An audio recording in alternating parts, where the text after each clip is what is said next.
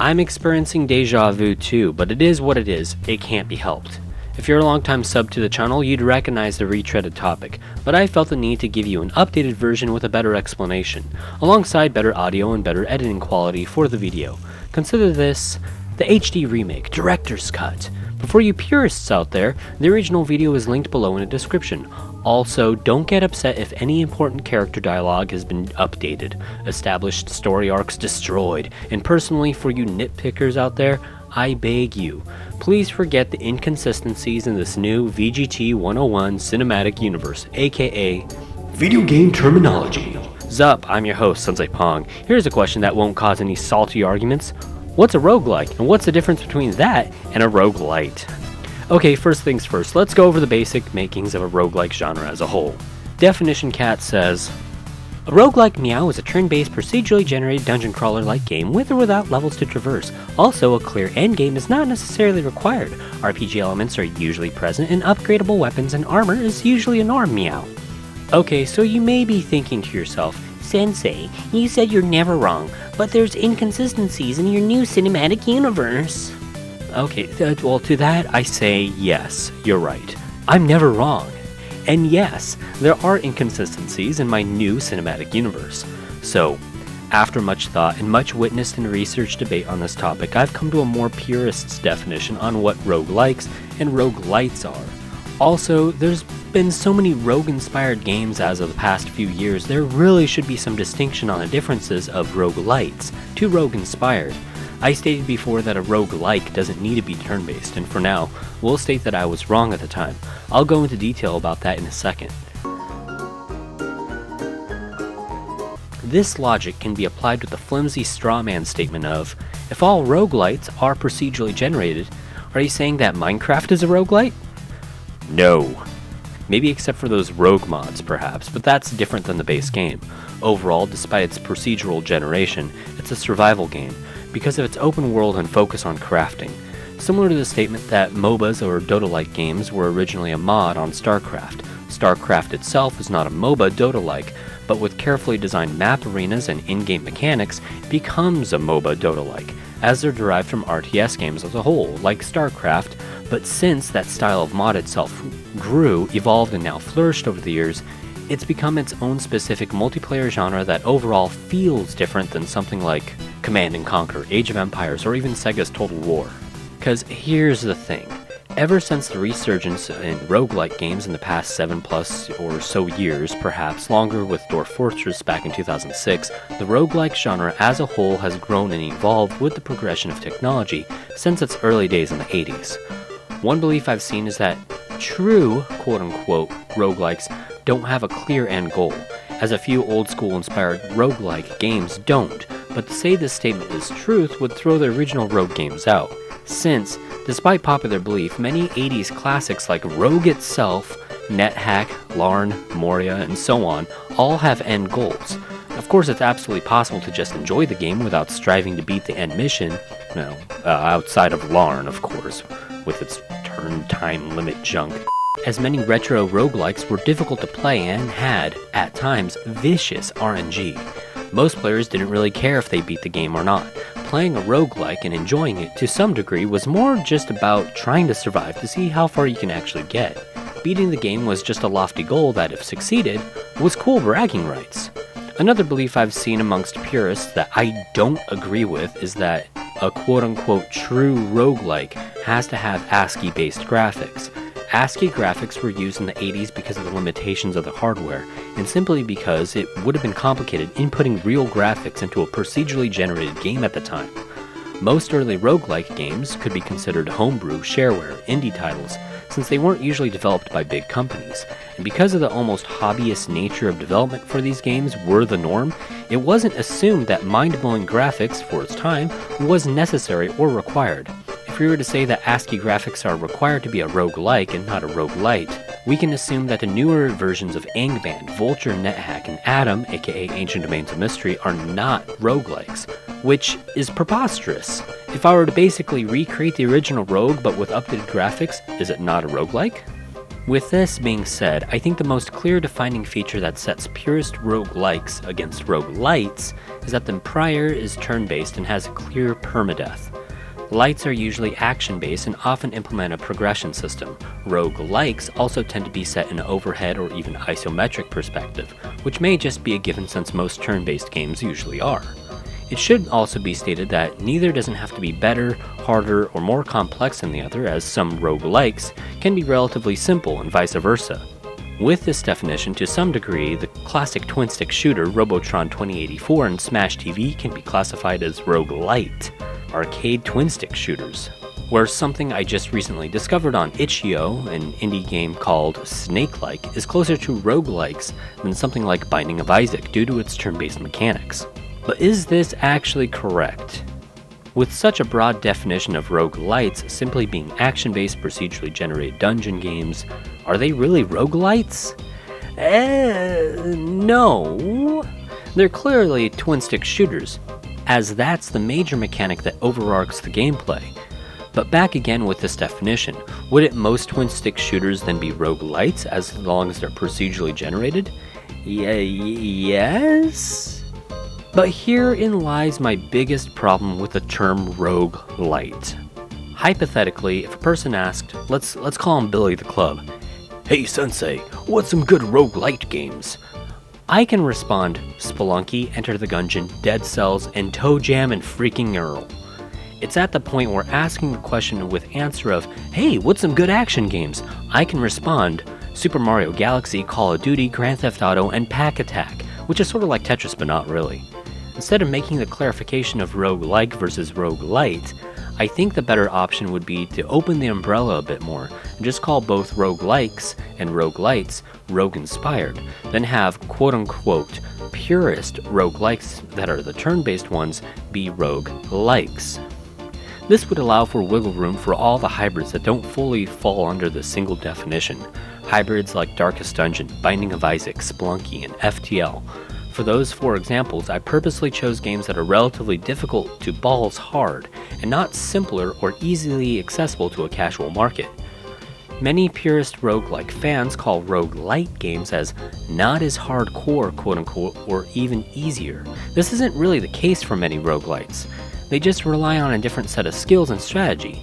The meta is vastly different, as many roguelite games can take up just as many tens of hours of playtime and thoughtfulness like any other roguelike. Just because you're good at the game's Civilization or can quick scope in Call of Duty doesn't mean you can beat somebody in a versus Tetris battle or rank well in a Madden game. Just because you're near unbeatable at Street Fighter doesn't mean you're at a competitive level for CSGO. These are all different sets of skills that can be fine-tuned, similar to sports, where just because you're good at basketball doesn't necessarily mean you'd be that great at hockey, baseball, or golf. Practice and overlapping skills of course do exist, but herein lies the other problem with the term roguelite. Games that carry a hardcore fanbase also carry a fanboy fanbase. If you were to call a difficult game like Darkest Dungeon or Nuclear Throne light, by the unaware bypasser, it's assumed it's a quote-unquote lighter game and is easier to pick up, which is not the case unless the casual bypasser enjoys those types of game mechanics. Also, the fanboys of whatever game we're talking about may get defensive if you call it not as hardcore and a light version spin-off of an established genre. So really, I guess I'm saying, let's just drop the term roguelite entirely, perhaps roguelike, and bring in rogue-inspired as an overarching umbrella term for these sorts of games that can spill over into all the hybrids like twin-stick shooters, RPGs, Metroidvanias, platformers, etc. with rogue-inspired mechanics. Or even simpler, just call them all rogue games, or rogue-style games, i.e. the rogue genre. If you want to clarify what kind of rogue it is, go into detail, like old-school roguelike, maybe roguelite, rogue-inspired, coffee break rogue, twin-stick, platformer rogue. Similar to the mechanical clarifications FPS shooters get these days, just because Battlefield, Doom, Serious Sam, Counter-Strike, and Overwatch are all FPS games, it doesn't mean they play the same. Serious Sam and Doom are fast, old-school type shooters. Overwatch is a competitive team-based arena shooter, kinda like Team Fortress 2. And Counter-Strike is a tactical shooter. It's only been after the fact that FPS games had a massive boom in popularity during the early aughts that with so many coming out that are pretty different, clarifications need to be made so the basic consumer would know the difference between Call of Duty, Counter-Strike, and Team Fortress 2. So let's clarify, what makes a roguelike? Let's use some examples with what I call the major generation splits in the genre.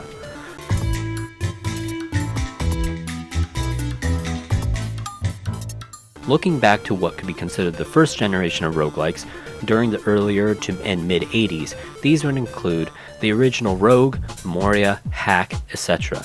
Then to what I would consider the second generation of roguelikes, starting in the late 80s and moving to the later 90s with NetHack, Angband, Atom, and so on. Then including what would be the natural progression of the third generation of roguelikes, which I would say started in the late 90s and moved to the mid to late 2000s with Crawl, aka Lindley's Dungeon Crawl or the updated Dungeon Crawl Stone Soup, Tome, aka Tales of Magial, Dwarf Fortress, despite really being a hybrid, and to some degree Vulture for NetHack, an updated isometric interface for NetHack, maybe Brogue, despite on this timeline hitting at the tail end of the third generation. And finally, with what the bulk of the gaming public would know, we reach near the end of the early aughts, come around 2009 to 2011 with the resurgence, Indian Summer, Renaissance, boom, whatever you want to call it, in the fourth generation of roguelikes. This would of course include Dungeons of Dreadmore in 2011, Dungeon of the Endless in 2014, Mid-Boss in 2017, and the big boom of what was called roguelites, like FTL, Binding of Isaac, Rogue Legacy, Crypt of the Necrodancer, and Darkest Dungeon. Now, I'm purposely leaving out any TV handheld console releases before the third gen Rogues, as these tend to follow their own rhythm until the third generation. But if you really want some reference, I'd include roguelikes and roguelites like Fatal Labyrinth on the Sega Genesis, the Etrian Odyssey series on DS and 3DS, the Mystery Dungeon series on all them PlayStations and the DS and 3DS, and for fun, let's get old school and obscure as balls and say the Japan-only release of Cave Noir on the Game Boy in 1991. Look it up, it's surprisingly good. At this point, you may ask yourself, what the balls, Pong? Generations? Where are you getting these ideas? Are you just pulling it out of your Buffett? Yes, I am, but bear with these metaphoric balls as they come from my nether. All four of these generations have clear distinctions. Gen 1 was the birth, drawing inspiration and design from tabletop games like D&D. The first run of rogue games are what purists would say make the foundations of what a true roguelike is: permadeath, dungeon crawling, procedural generation, the importance of item management, etc. Different innovations came with nearly every title. Moria introduced a town level and was heavily inspired by the works of J.R.R. Tolkien. Omega, which introduced multiple win conditions. Larn had a time limit. I freaking hate that time limit. Etc. Gen 2 expanded on these ideas, brought in more complexity, and with this, better replayability, cementing the features of an old-school roguelike. Gen 3 is when the shift of better graphical UIs and hybridization began. Here we can look back to the console titles like the Mystery Dungeon series and the progression system. Even on PCs, you've got the rise of Tome and Vulture for NetHack. An example of a more popular hybrid would be Dwarf Fortress, which has all the feelings of a roguelike, but is more of a simulation base building game. Okay, look, I don't know enough about Dwarf Fortress to give you a good idea of what it is, but it is what it is. I've looked into it a lot and have studied the wiki from time to time over the years. For me, it's a highly intriguing game, and I want to play it so badly. I just feel like if I ever picked it up, it would consume all my gaming time from here on out. Same reason why I never got into WoW. There's just too many good games I want to play. And of course with Gen 4, the boom happened. Graphics improved, distribution improved, hybridization blew up, and with that the coffee break rogue genre was soon replaced with the name RogueLITE. Side note. The term coffee break rogue derives from the idea that it's an easy pick up and play rogue game you can play during a small break. Currently, some good coffee break rogues you can play on mobile include Pixel Dungeon, Redungeon, Cardinal Quest 2, and Caves. If you've got a 3DS, I'd recommend the Izuna series, the Etrian Odyssey series, Pokemon Mystery Dungeon, Dragon Crystal on Virtual Console, Shiren the Wanderer, if you can find it, and of course Binding of Isaac if you have the new 3DS or new 2DS. Not the regular 3DS or 2DS. Freaking Nintendo with their stupid Buffett names. Either way, there's a few features that span all of these. Permadeath is a norm for what purists would call a roguelike. If there's a persistent progression system like the Mystery Dungeon series, Cave Noir, Necrodancer, or Rogue Legacy, it's what would be called a roguelite. With all of these, there's procedurally generated levels and dungeons. RPG elements with stats, item management, dungeoneering, upgrades, etc. are usually a staple. A clear endgame doesn't have to be present, but is usually a norm since it offers an obtainable goal. Well, mostly obtainable. New hybrids include action-based mechanics, easier progression systems that make it more accessible to new players, etc., which again brought along the term roguelite, a sense that these newer hybrids are technically easier than their predecessors, which is mostly true outside of a few exceptions.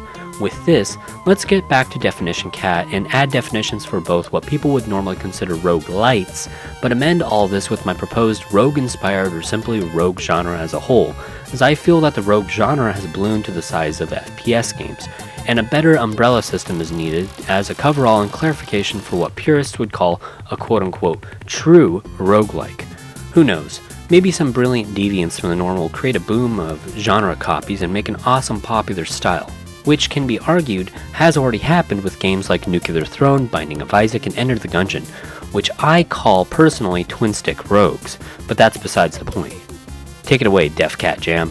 A true roguelike, or just roguelike, Meow is a turn-based procedurally generated dungeon crawler game with or without levels to traverse. Also, a clear endgame is not necessarily required, RPG elements are usually present, and upgradable weapons and armor is usually a norm. Permadeath is present, which forces the player to start from the beginning every time a lost state is met, either through death, time limit, etc. This also causes higher RNG factors, but also more careful, pragmatic, and strategic gameplay. If these parameters are not met fully, the game is not a true roguelike, but possibly instead a rogue-inspired roguelite or simply just a rogue game. For roguelikes, graphically, the gameplay is normally an isometric or overhead, stemming from the fluidity and mechanic that comes from it for turn-based games. Examples of roguelikes include the original Rogue, Adam, NetHack, Dungeons of Dreadmore, Meow, and Mid-Boss Meow.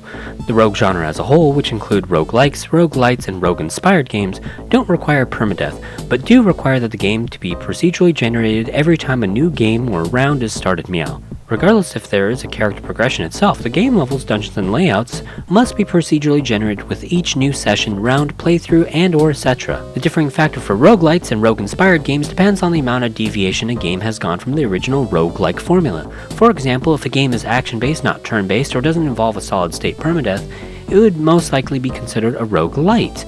But mostly, if the game in question has deviated far from the original formula, it can be simply just called a rogue-inspired game.